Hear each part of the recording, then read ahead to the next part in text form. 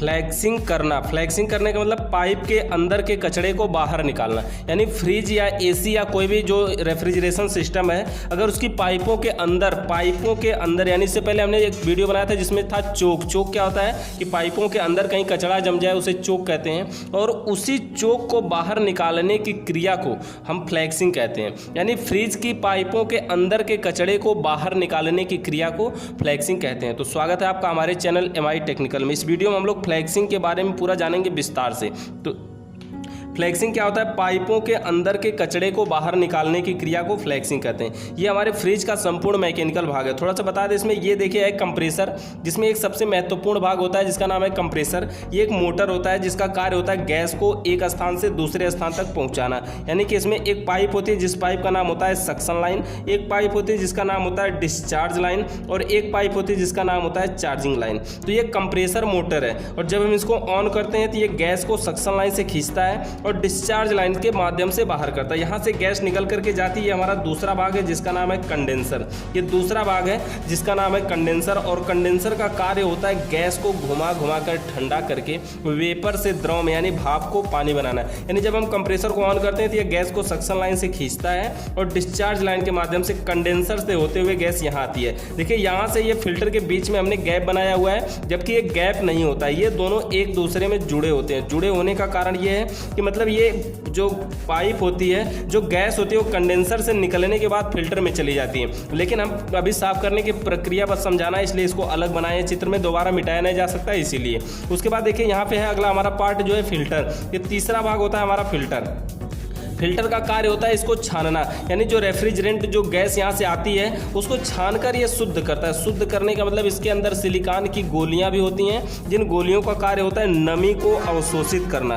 तो फिल्टर का कार्य रेफ्रिजरेंट को छानकर शुद्ध करना, और जो गोलियां उसमें हैं उनका कार्य होता है नमी को अवशोषित करना। गोलियों के अलावा इसमें एक जाली लगी होती है, उस जाली का कार्य ही होता है छानना। तो फिल्टर के बाद अगला भाग हमारा होता है देखिए कैपिलरी ट्यूब। कैपिलरी ट्यूब का कार्य रेफ्रिजरेंट के प्रेशर को कंट्रोल करना, मतलब कि गैस के जो प्रेशर होता है उस प्रेशर को कंट्रोल करना। ये एक पतली सी पाइप होती है, ऐसे घुमा के बनाई गई है। एक पतली सी पाइप होती है जिसकी मोटाई लगभग हमारे पेन के सिक्के की मोटाई के बराबर होता है। उसके बाद अगला भाग हमारा एवापोरेटर। एवापोरेटर क्या होता है? एवापोरेटर का कार्य किसी वस्तु या स्थान की गर्मी को खींचकर और वहां पर अपना कूलिंग का प्रभाव छोड़ देना एवापोरेटर का कार्य होता है। उसके बाद गैस फिर से आती है सक्शन लाइन में। तो ये क्रिया होती है जिससे वो कार्य करता है। और अगर इस क्रिया में कहीं पर भी पाइप में कोई कचड़ा जम जाए तो उसे हम उस कचड़े को बाहर निकालने की क्रिया को ही फ्लैक्सिंग कहते हैं। और फ्रिज या एसी या कोई भी सिस्टम हो, जब भी हम उसमें गैस चार्ज करने जाते हैं तो गैस चार्ज करते समय हमें 5 प्रक्रियाएं अपनाई जाती हैं। गैस चार्ज करते समय 5 प्रक्रियाएं अपनाई जाती हैं, जिसमें नंबर 1 हमारा फ्लैक्सिंग करना, और भी प्रक्रियाएं हैं प्रेशर चढ़ाना, वैक्यूम करना, गैस चार्ज करना, पिंच करना। उन प्रक्रियाओं के बारे में हम आगे समझेंगे, लेकिन इसमें हम पूरी तरह से फ्लैक्सिंग करना समझेंगे। यानी पूरी तरह से, चाहे वो कंडेंसर हो, चाहे वो फिल्टर हो, चाहे वो कैपिलरी ट्यूब हो, चाहे वो एवापोरेटर हो, सभी पाइपों के अंदर के कचड़े को बाहर निकालना सीखेंगे हम। यानी अगर कहीं कोई कचड़ा जम जाए तो उसको हम कैसे बाहर निकालते हैं। तो सबसे पहले देखिए निकालने के लिए करना क्या है। सबसे पहले हम इस पाइप को थोड़ा सा जोड़ देते हैं, फिर बाद में इसको हम मिटा करके दिखा देंगे। ये पाइपें देखिए यहाँ पे जुड़ी होती हैं। सबसे पहले इसमें हमें फ्लैक्सिंग करने के लिए क्या करना होगा कि सर्वप्रथम यानी सबसे पहले कंडेंसर के आउटपुट का मतलब कंडेंसर में जहाँ से गैस निकलती है, कंडेंसर के आउटपुट से सर्वप्रथम कंडेंसर के आउटपुट में लगे फिल्टर के, यानी ये फिल्टर या इसमें ज्वाइंट होता है, तो लगे फिल्टर को चाहे तो काट कर यानी ट्यूब कटर से काट के या फिर वेल्डिंग गन से गर्म करके अलग कर देंगे। यानी सबसे पहले कंडेंसर के आउटपुट में लगे फिल्टर को काट कर या वेल्डिंग गन से गर्म करके अलग कर देंगे। देखिए इसको अगर हम ट्यूब कटर से काटते हैं तो काटने के बाद इसको जोड़ने में परेशानी होती है, मतलब पाइप को फ्लेयर बनाना पड़ता है, फैलाना पड़ता है, बाद में फिर फिल्टर को लगा के उसमें जोड़ना पड़ता है, वेल्डिंग करना पड़ता है। तो पाइप भी थोड़ी सी छोटे होने के चांस होते हैं। लेकिन अगर हम इसको वेल्डिंग गन से गर्म करके अगर अलग करते हैं तो इसमें कोई दिक्कत नहीं होती। तो हमेशा हमें यही करना चाहिए अधिकतम कि वेल्डिंग गन से गर्म करके अलग करना चाहिए। लेकिन अगर किसी कारण से नहीं हो रहा है और नहीं करना चाहते हैं आप, तो फिर इसको आप ट्यूब कटर से काट भी सकते हैं।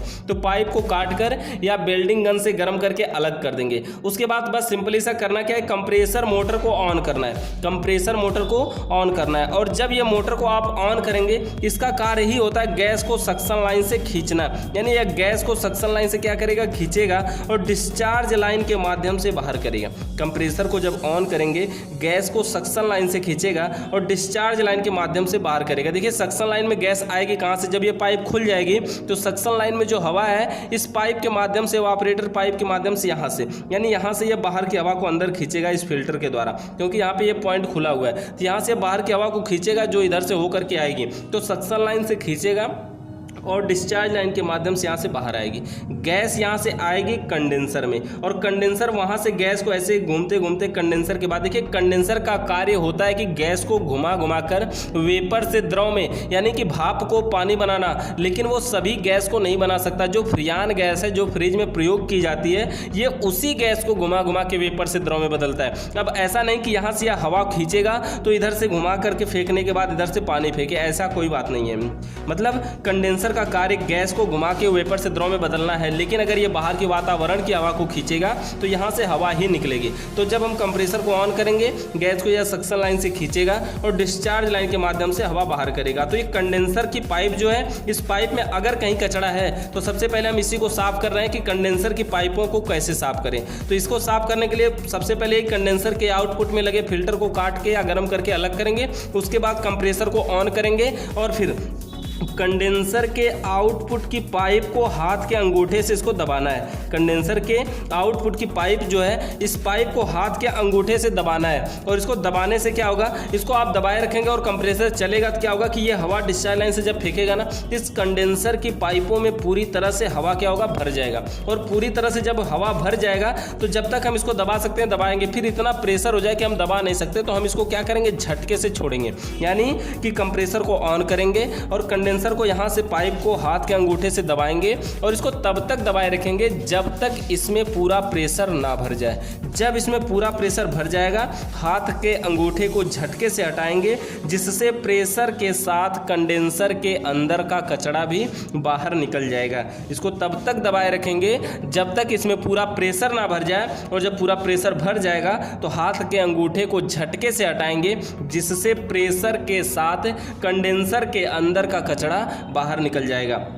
फ्लैग यह प्रक्रिया तब तक करेंगे जब तक कंडेंसर के अंदर से कचरा आना बंद ना हो जाए। शुरू में तो कचरा नहीं आएगा, 2-3 बार करने के बाद कचरा आना शुरू होगा, और यह तब तक करेंगे जब तक कचरा आना बंद ना हो जाए। ऐसा नहीं कि आपने एक बार किया और पूरा कचरा साफ हो गया, ऐसा नहीं होता। कारण ये है कि जैसे देखिए, अगर मान लीजिए कोई कचरा इतना दूर पर फंसा हुआ है, तो जब हम यहाँ से फ्लैक्सिंग करेंगे, पहले झटका मारेंगे तो उसके बाद बहुत ज़्यादा थोड़ी सा आगे आएगा तो यहाँ तक आएगा। तो ये पूरी तरह से एक ही बार में इतना घूम के बाहर नहीं निकलेगा। तो इसलिए हम बार बार जब करते रहेंगे तो इधर का कचरा धीरे धीरे करके हर बार थोड़ी आगे सरकते हुए आएगा, और लास्ट में ऐसा भी एक समय आएगा कि सारा कचरा बाहर निकल जाएगा। तो इसलिए यह प्रक्रिया तब तक करते हैं जब तक कंडेंसर के अंदर से कचरा आना बंद ना हो जाए। इसका फ्लैक्सिंग करते समय, यानी अगर आपको लगे कि हमने फ्लैक्सिंग कर लिया, कचरा नहीं आ रहा है, लेकिन अभी भी इस पाइप में कचरा है, तो उसके लिए करना क्या है कि फ्लैक्सिंग करते समय, यानी हाथ के अंगूठे से दबाते समय, इस कंडेंसर की पाइपों को वेल्डिंग गन के माध्यम से हल्का हल्का गर्म भी कर सकते हैं। यानी ये जो पाइपें हैं, इसको वेल्डिंग गन के माध्यम से हल्का हल्का गर्म करते हैं। हल्का हल्का गर्म करने से क्या होता है कि इसके अंदर अगर कहीं पर कोई आयल है, कोई नमी है, कोई बर्फ़ है, कुछ जमा हुआ है, तो वो जमा हुआ जो होगा, अब हम गर्म करेंगे तो गर्म होने की वजह से क्या होगा, वो पिघल जाएगा, और पिघल करके थोड़ा सा और आगे, यानी और जल्दी से बाहर निकल सकता है। तो कंडेंसर की पाइपों को यहाँ पे हम वेल्डिंग गन के माध्यम से हल्का हल्का गर्म करते रहेंगे, और इधर से हाथ के अंगूठे से दबाते और छोड़ते रहेंगे। इससे क्या होगा कि जल्दी से ही पूरी कंडेंसर की पाइप पूरी बढ़िया तरीके से साफ हो जाएगी। जब हमारी कंडेंसर की पूरी तरह से साफ हो जाए, अभी देखिए फिल्टर, कैपिलरी और एवापरेटर बचे हुए हैं। जब हमारा यहाँ पे कंडेंसर पूरी तरह से साफ हो जाए, यानी अब लगे कि कंडेंसर में कचरा नहीं है, उसके बाद अगली प्रक्रिया हम अपनाते हैं अपना।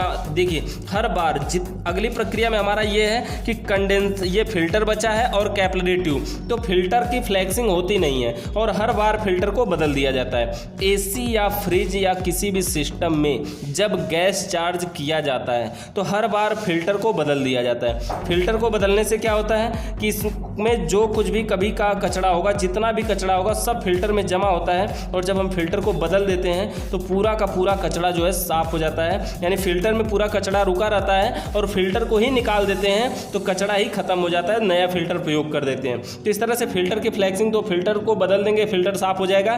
कैपिलरी ट्यूब में अगर जरा सा भी कचरा होगा तो यह पूरी तरह से जाम हो गई होगी, तो कैपिलरी ट्यूब को तो फ्लेक्सिंग नहीं किया जाता, इसमें कचरा बहुत कम जाता है, क्योंकि इसी को कैपिलरी ट्यूब को ही बचाने के लिए फिल्टर का प्रयोग किया जाता है।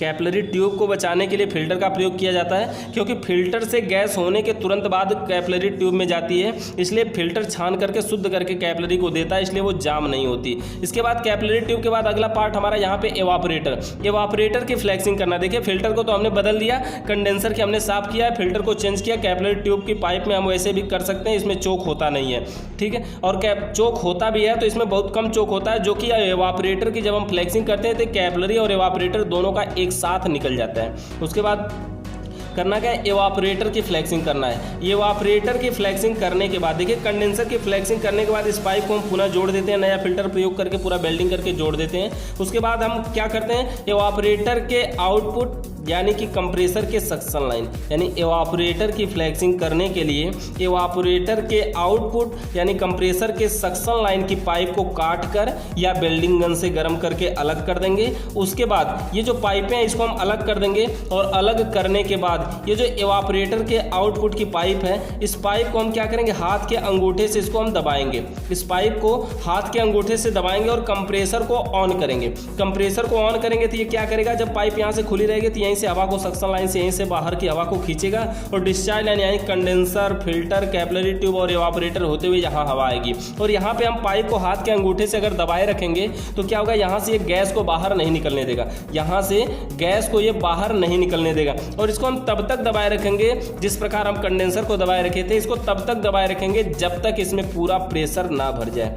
जब इसमें पूरा प्रेशर भर जाएगा, हाथ के अंगूठे को झटके से हटाएंगे, जिससे प्रेशर के साथ एवापोरेटर के अंदर का कचरा भी बाहर निकल जाएगा। और यह प्रक्रिया भी तब तक करेंगे जब तक एवापोरेटर से कचरा आना बंद ना हो जाए। यानी जब तक एवापोरेटर से कचरा आ रहा है तब तक फ्लेक्सिंग करते रहेंगे, इसी तरह से हाथ के अंगूठे से दबाते और छोड़ते रहेंगे।